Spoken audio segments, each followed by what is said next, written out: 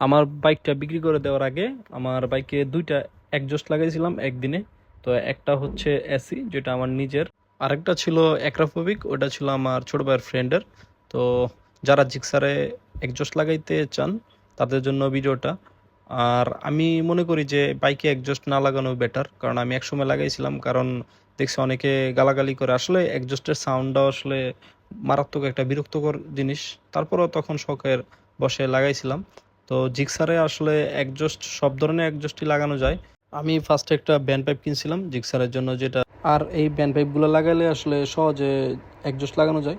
তো এটা হচ্ছে আমার যে এসিটা, আর এসির যেই সাউন্ডটা ওটা অনেক মারাত্মক লাউড।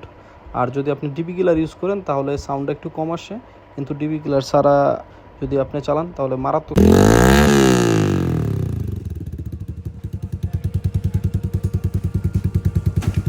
তো এই হচ্ছে লুকটা।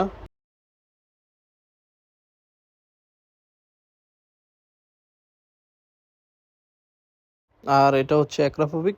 এটার সাউন্ডটা অ্যাসিটা থেকে একটু কম, বাট মিষ্টি সাউন্ড আসে এটা থেকে। আর এটা ডিবি কিলার লাগালে আপনার যেই স্টকের এক্সজস্টগুলো আছে ওইরকমই সাউন্ড আসবে, ওরকম তেমন একটা লাউড না। তারপরও আমি মনে করি যে এক্সজস্ট না লাগানোটাই বেটার।